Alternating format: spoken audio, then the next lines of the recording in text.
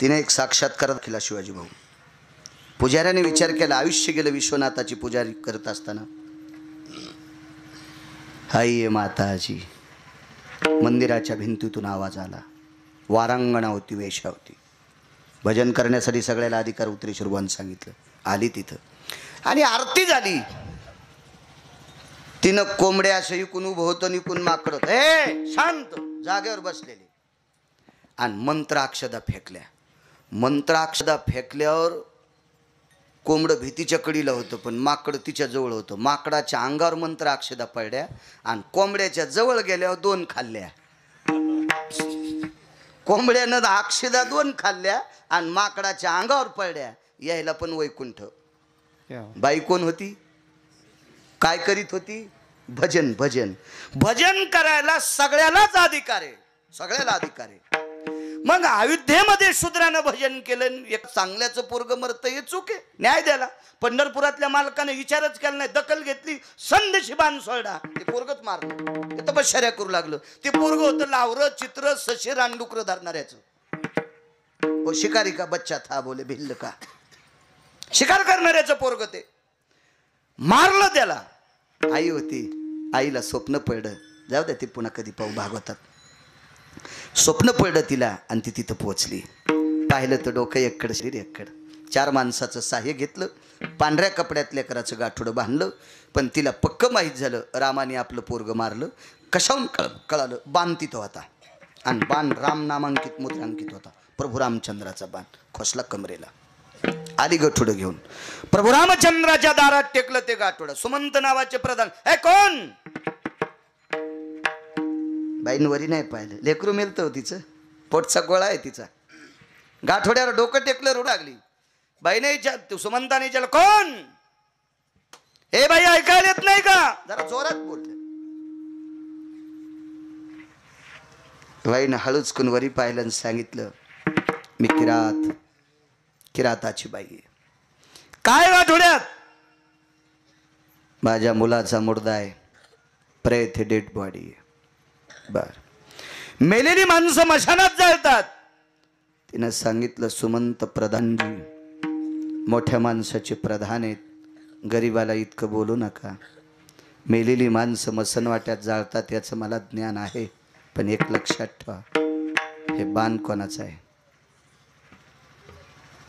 सुमंतानं सांगितलं, मालकाचं आहे. मग तुमच्या मालकानं पोरग मारलंय. मी फक्त विचारायला आले, का मारलंय? वैकुंठीचा हरिण ताना यशोदेच्या घरी सांगायला, का मारले? सुमंत आतमध्ये गेले. एवढा पुरावा सांगून आपण चरित्र सांगू देवाचं. हो, तरी तुम्ही भागवतात खूप ऐकलं असेल. आता भागवत जिथं झाल्यावर तिथं काला करायला जरा जड जातं बघा.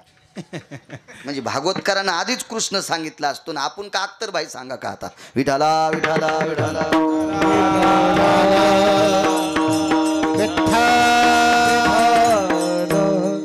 डबल ऐकायला लोकायला असं वाटतं. मग अरे हे काल ऐकलं ना आपण आणि बाळून तर तेच दळलं पुन्हा, असं होतंय पुन्हा. पण सांगतो आकारा बघ. सुमंतानं सांगितलं, प्रभू मुलगा मारलाय तुम्ही. भगवान म्हणले, अरे काही देऊन घेऊन मिटत का रे? पहिल्यापासून देऊन घेऊन मिटवायची सवय बघा. पहिल्यापासून कुछ देने के बाद जमता का? बोले नाही. बोले का जमत नाही? तिनं लेकरा करता इतका शोक केलता की दारातल्या आश्वस्ताच्या झाडाला पानच राहिलं नव्हतं. ते झाड सुद्धा दुःखी झालतं, इतका शोक केला. आले प्रभू बाहेर आल्याच्या नंतर चूक आहे बरं का, चूक आहे. एखादी चूक माझ्याच्यानं जर घडली, कीर्तनात एखादा शब्द जर गेला आणि जवळच्या माणसानं सांगितलं महाराज ते चुकलं, तर त्याच्यानंतर पुन्हा ते शब्द टाकीत नाही. असं म्हणायचं नाही, मला कोण शिवाजी भाऊ शिकणार, असं नाही म्हणायचं. कारण बोलण्याचा ओघ आहे. जगात असं कोणतंच मळणी यंत्र नाही की त्याच्यातून दाणे फुटत नाहीत. आणि जर कमी सोयाबीन टाकलं तर मग काड्या टाकीत आहे. तसं हे एक मळणी यंत्र. एखादा जर चुकीचा शब्द गेला आणि श्रद्धेच्या जवळच्या माणसानं सांगितलं की महाराज ते नका म्हणी जाऊ बापा, रिवर्स, त्या दिवसापासून ते शब्द बंद. असं असतं, लिंता घेतली पाहिजे माणसानं. प्रभू रामचंद्र जगाचा मालक आहे, वृक्षाचे पान हाले ज्याची सत्ता. तुझिया सत्तेने वेदाशी बोलणे, सूर्याशी चालणे, तुझिया बळे आईसा तू समर्थ ब्रह्मांडाचा धनी. हो म्या बोलविल्या वेद बोले. काय काय काय ताकद, क्या ताकद. आणि तो मालक एका लाहोरात चित्र सशे धरणाऱ्या बाईच्या पुढे नम्रपणात उभा राहिला. शेठजी, नम्रपणेचे लक्षणे दोन्ही हात अशा छातीवर ठेवणे, नम्रपणेचं लक्षण. युद्धातली नम्रता हातवरी करणे. हातवरी केले मामा की युद्धाची नीती आहे, पुढचा माणूस त्याला बाण मारित नाही. ही युद्धातली नम्रतेची नीती आहे. आणि मोठ्या माणसानं दोन्ही हात ठेवा. पाया पडणं, हात जोडणं हे तुमचं आमचं काम, पण तो राजा आहे ना, तो देव आहे. नम्रतेचं लक्षण दोन्ही हात. प्रत्येक प्राण्यात नम्रता आहे. कुत्र्याची सांगू का तुम्हाला? एक कुत्र दुसऱ्या गल्लीत गेलं आणि तिथलं कुत्र जर ताकदवान असेल तर ह्या कुत्र्यानं कष्टा घालायचा मामा. तुम्हाला कष्ट नसेल कळाला. शेतकरी येतं न कळायला काय झालं, शेपूट दोन्ही पायाच्या मधात घातली की तिकडचं कुत्र याला बोचकारीत नाही. दोन्ही पायाच्या मधात पूछ डाली और नम्रते का लक्षण है, वो नहीं काटता उसको. ते त्याला चावतच नाही, पुन्हा चावतच नाही ते. हे माया हिंदीला हसायले तर, पण मी कशी का होत नाही बोलायलो हे तर महत्व आहे ना. विठाला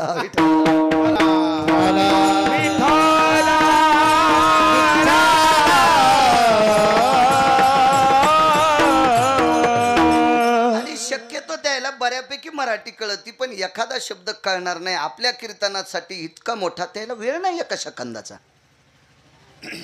कपडा मार्केट मधले शेलूतले डॉन म्हणावं लागेल त्यांना, डॉन डॉन डॉन, तरी पण ते वेळ काढून येतात आपल्याकडं. मग आपल्याला आपल्या कीर्तनातलं काहीतरी त्यांना कळावा, त्यांनी आपल्याला श्रोत्यात आशीर्वाद असतो. वैकुंठवासी मारोतराव महाराजाला एक जणांनी विचारलं, तुम्ही 12-12 कीर्तन करतात, कसं चाललं तुमचं? ते म्हणले, मग काहीच नाही, माझ्या कीर्तनाला आलेले श्रोते डोळ्यातून मला आशीर्वाद देतात आणि त्याच ताकदीवर बोलतोय. तसं मी अभ्यास जरी केला असेल ना तर मला बोलता जे येतं का ते तुमच्या आशीर्वादावर आहे, माझ्यावर नाही. विठाला विठाला.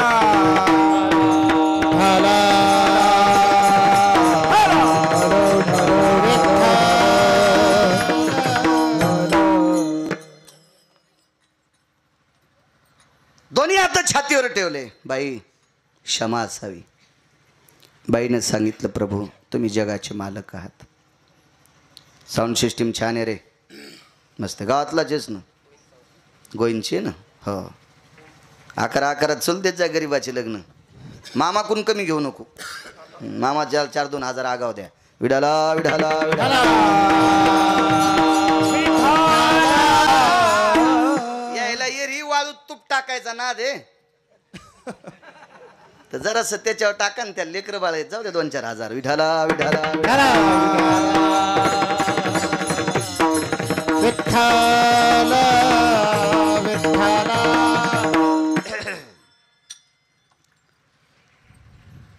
काय सांगू लागलो? नम्रतेचं लक्षण. बाई, त्या बाईनं सांगितलं, देवा आपण देव आहात, तुम्हाला शाप द्यायची माझ्यात लायकी नाही. माझं पोरग तुम्ही मारले, तुम्हाला मारण्याची पात्रता माझ्यात नाही, पण माझं पोरग मारलं का? म्हणले ते भजन करू लागलं. मग देवा, विश्वाची लेकरं आहेत ना तुम्ही, ही सगळी लेकरं तुझी लेकरं आहेत ना, तू विश्वाचा बाप आहेस ना, आई आहेस ना विश्वाची. मग तू निर्माण केलं. शूद्राच्या कुळात आम्ही जन्माला येणं आमचं पाप आहे का? आम्हाला तू त्या जन्मात पाप घातलंस ना. एक भागवतला प्रसंग सांगतो, आजच्या काल्याच्या कीर्तनात सांगत असते, तुम्ही ऐकला असेल तरी सांगतोय. कालिया नावाचा सर्प होता, आहे ना भागवतातली कथा, तुम्ही ऐकला असेल तरी सांगतोय. कालिया नावाचा सर्प विषारी होता. त्याला फण्या कितीतरी होत्या. त्याला विष इतकं पुष्कळ होतं की त्या विषामुळं त्या यमुनेच्या डोहातलं पाणी विषारी होत होतं. आणि त्याच्यातलं पाणी गाई वासरान पिलं की गाई मरत होत्या, वासरं मरत होत्या. त्या मरून पडल्या की कालिया त्याला खाऊन टाकायचा पुन्हा. मग गाईनं जाणं बंद केल्याच्या नंतर, त्या कालियानं वरी तोंड केल्याच्या नंतर त्याच्या तोंडातून त्या अशा विषाच्या वाफा जायच्या, तर ते पक्षी सुद्धा मरायचे, मेलेले पक्षी त्याच्या तोंडात पडायचे.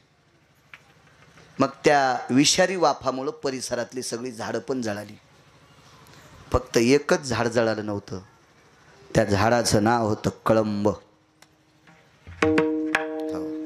भागवतात कळंबाचा उल्लेख किमान 150-200 बाऱ्या आला. कळंब नावाच्या वृक्षाचा दशम स्कंदात जो भागवतकार उल्लेख करीत नाही तो भागवतकारच नाही. हा, तो भागवतकार नाही, त्याचा उल्लेख करायला पाहिजे. अनन्यसाधारण महत्व आहे त्याच्यात.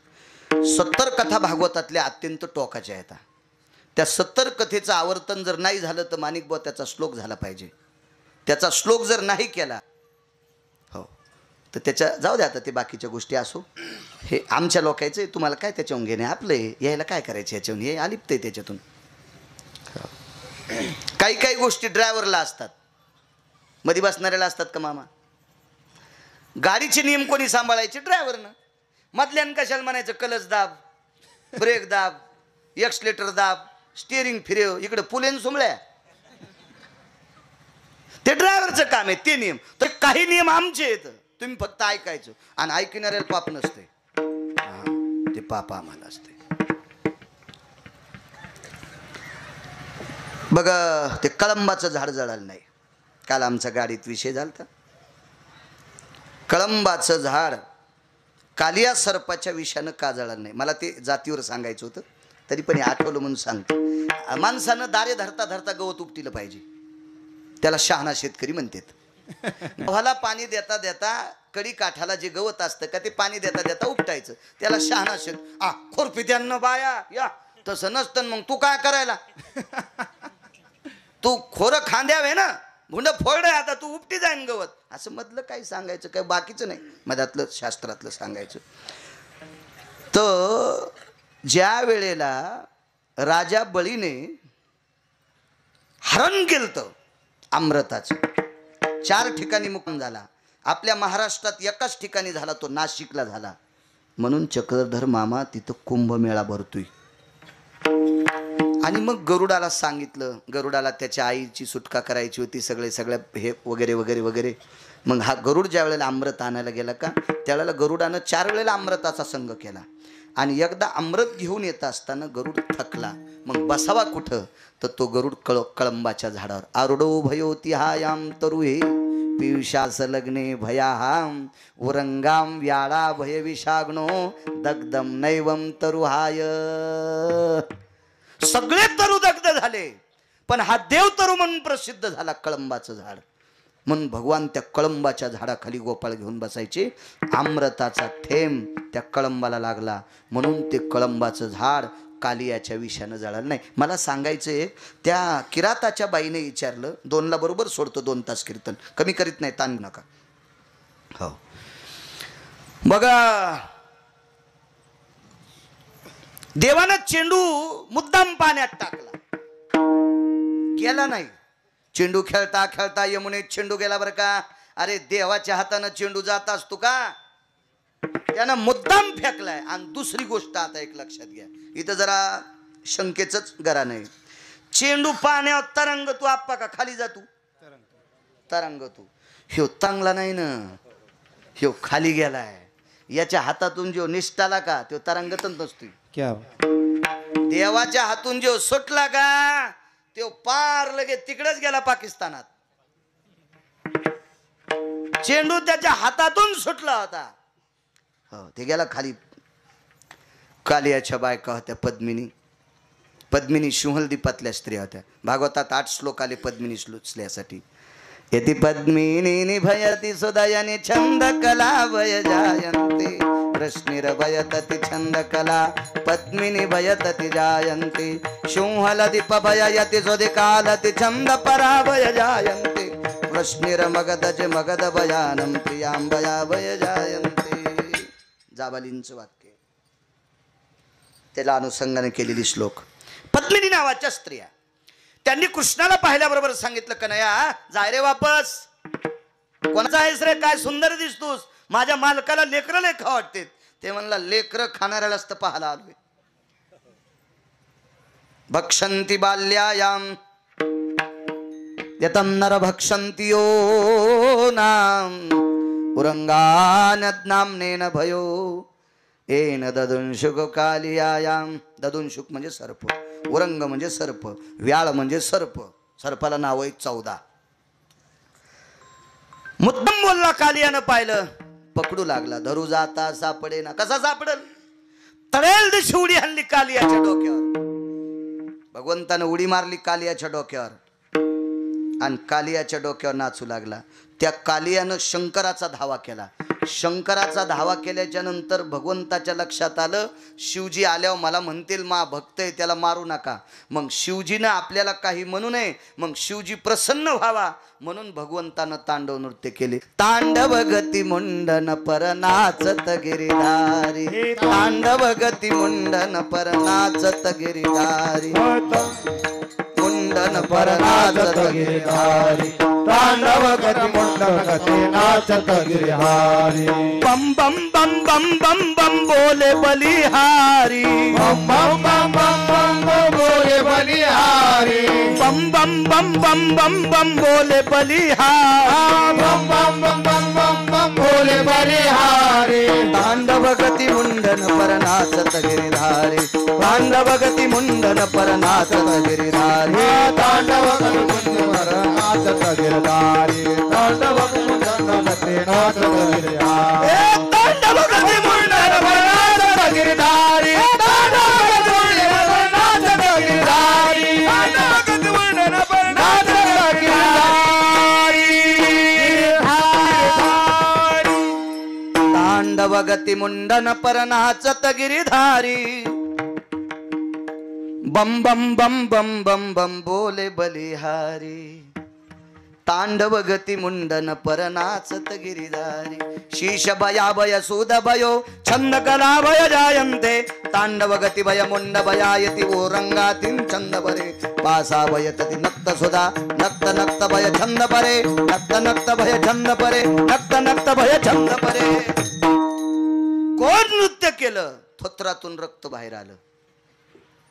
वाचव रे म्हणले, वाचव रे देवा वाचव. मूर्ख आहे म्हणे तू. मग कालिया चक्रधर मामा हुशार होता.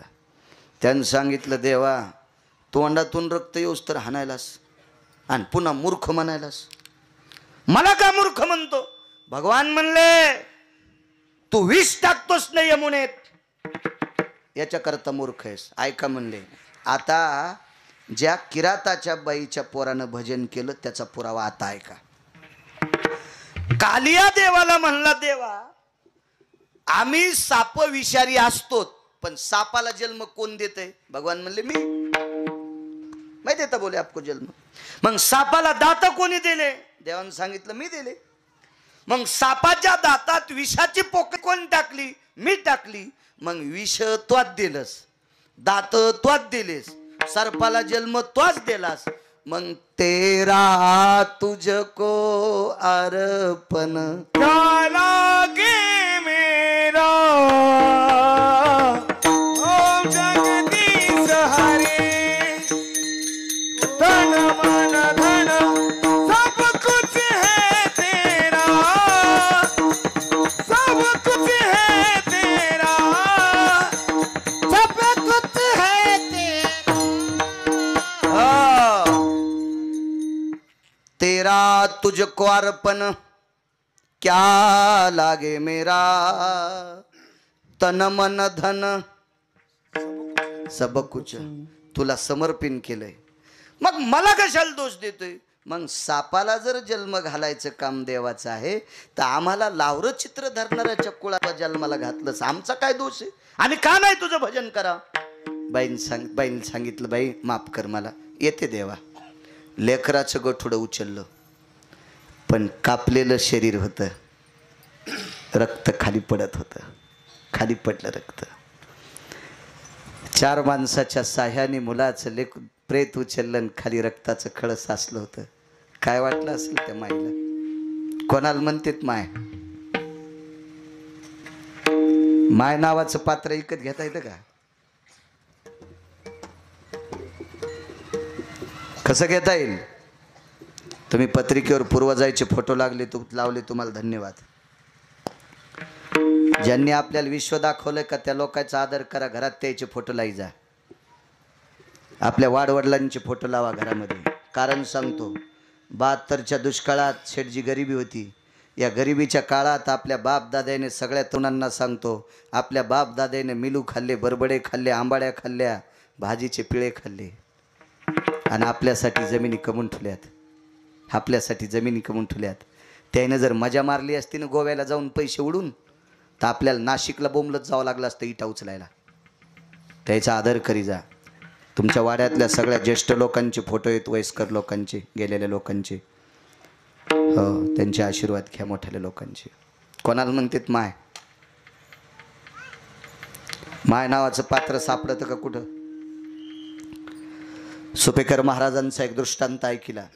संप्रदायात मोठं व्यक्तिमत्व आहे. नांदेडच्या पलीकडे एक गाव, एक आई वारली. तिचं प्रेत लाकडावर टाकलं, प्रेत पेटून दिलं. पण मुलगा संन्याशी, उशीर झाला याला, आखाड्याचा संन्याशी. रानात काट्या कुट्यात काम करणारी माय, शेतात काम करणारी माय, त्या माईच्या पोटी लेकरू जन्माला आलं. 10 आखाड्यापैकी एका आखाड्याचा महंत झालं. गावाकडे आईच्या अंत्यविधीला आले. संन्याशाला जोपर्यंत आई जिवंत आहे तोपर्यंत त्या गावातलं पाणी पिता येते. आई मृत्यू पावल्याच्या नंतर त्या गावातलं फुकट संन्याशाला काहीच खाता येत नाही. हा पुराणाचा सिद्धांत आहे. फक्त आई जिवंत आहे तोपर्यंत. एवढा मोठा निर्णय. तर संन्याशाचे डोळे भरून आले. माय गेलीस? या गावातलं पाणी बंद झालं. या गावातली हवा सुद्धा फुकट घेता येत नाही. भजन करावं लागेल तर हवा घेता येईल. जळत्या माईच्या चितेला 5 प्रदक्षिणा केल्या आणि हात जोडे. माय तुझ्या पोटी जन्म घेतला, तुझी कुस किती पवित्र आहे म्हणून एका आखाड्याचा महंत झालो. महाराष्ट्रातली भारतातली सगळी माणसं मला मानतात. माय तुझी कृपा, जाता जाता एकदा दर्शन दिन. माईच्या शरीराला अग्नी लागला होता. माय जीवनभर पाप केलं नाही ग, काशीतल्या मालकाचं भजन केलं शिवजीचं, मला जाता जाता दर्शन दे. जळत्या चितेतून हात बाहेर आला आणि लेकराच्या हातात हात दिला आणि हात वापस गेला. तिला माय म्हणतात, तिला माय म्हणतात. टोकाच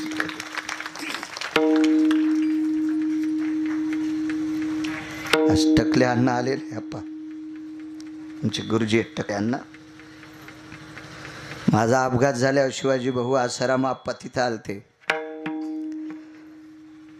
अपघाताची वार्ता कळाल्यावर मला जिला जन्म दिलाय त्या बाईला वाटत होतं वरून उडी टाकावं बघल्यावर. तिला सांभाळायला 2 मास्तर होते. निरोप सांगितला. भाई महाराजाला काय नाही झालं? नाही म्हणले. मला दिसतील का, मला बोलतील का?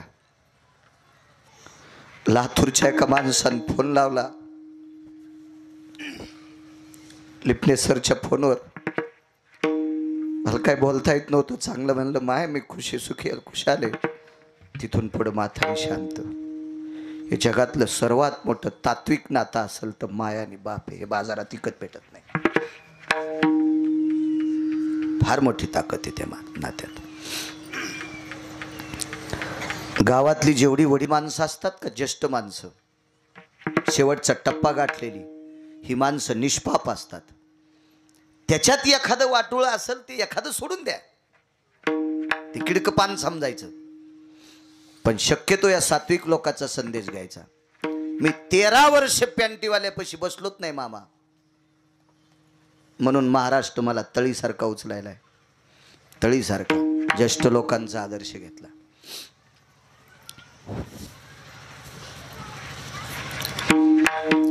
आमचं काय पाप आहे रे देवा, आम्ही या कुळात जन्माला आलोत. ठीक आहे म्हणले. तुम्हाला सांगतो आप्पा, मामा तुम्ही कधी गेले तर दवाखान्यात जा यांच्या मुलाच्या. मला एक आदर्शवाद पाहायला भेटला.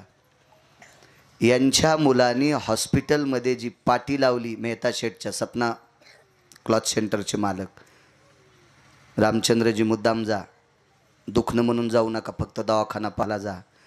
तर एक विशिष्ट प्रकारचं द्रव असते, त्या द्रवामध्ये यांचे पाय दिले, यांच्या मंडळीचे पाय दिले आणि त्या पावलाच्या ज्या खुणा आहेत का त्या हॉस्पिटलमध्ये दर्शनी भागात लावल्या. मी मायबापाच्या पावलांनी मोठा झालो.